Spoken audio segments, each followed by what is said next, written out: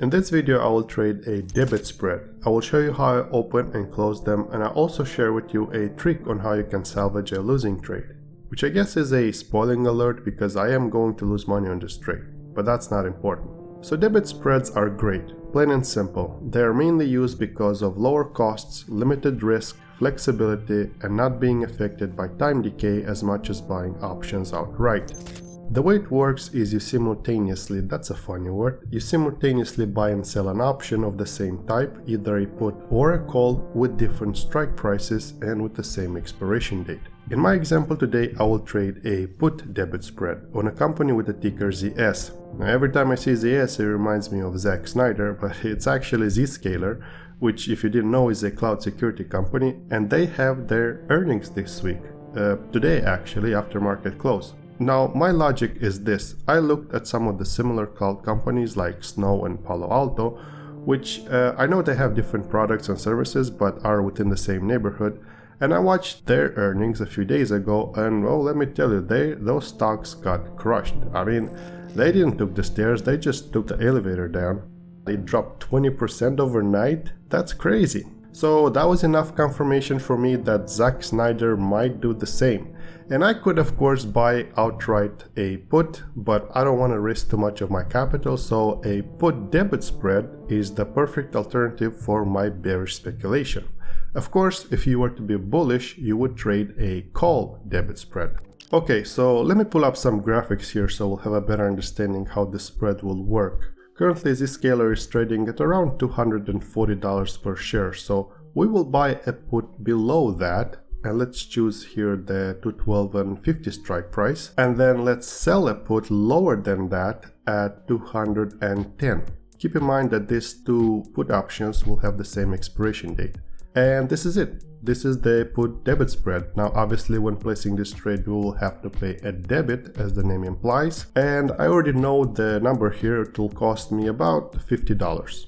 Okay, so how about the profits? How much money can we make here? So these put options will expire on Friday, right? Let's assume that our speculation was right and the stock has dropped in price, and on Friday after market close, Zscaler will be trading at around $200 per share, which means that both of our put options are in the money and we will take max profit.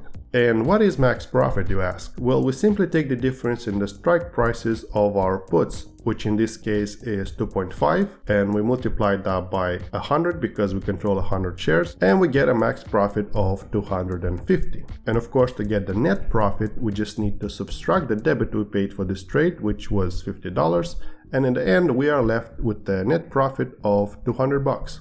Now, if the share price will go in the opposite direction or it will close above our strike prices, then these put options will be out of the money, meaning they will be worth $0 and we will incur a max loss. And max loss is simply the debit that we paid for this trade, which was, we already know it, $50. However, I am going to show you what I usually do when a trade doesn't go my way and I am able to salvage some of it and avoid getting a max loss. Okay, let's place this trade. I will be using the Thinkorswim app. If you're using a different broker, you might have a different layout, but the same principle applies. So on the option chain, I will buy the 212.5 strike and I will sell the 210 strike. Okay, very good. Click trade. It will cost me $50. Yes, review and send. Okay, there it is. Order was filled. Okay, so let's recap real quick so we're on the same page. Zscaler has their earnings released today after market close. I am bearish on the stock, so I have placed a put debit spread that expires on Friday, which is tomorrow. Nothing left to do now but just wait for the earnings report and see what tomorrow brings.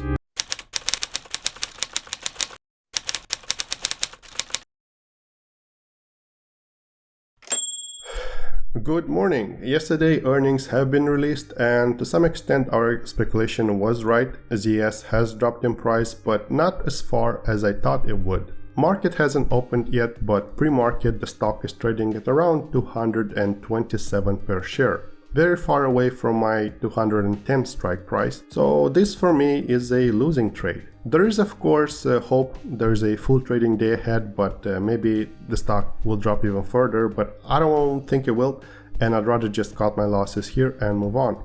And this is what I was telling you before. This is what I usually do in a case like that. So we all know about IV crush, when after earnings all the options lose a lot of value. However, I noticed that when the market opens after an earnings release, for about half an hour the IV is still quite high, because there's still some uncertainty in the market. Therefore some of the options that are close to the share price hold some value that we can take advantage of. So there's a small window of maybe 15 minutes to half an hour after market opens that we can use to close our losing position and salvage some of it. I usually place a market order before market opens, and when the market does open, my order is filled right away at market price.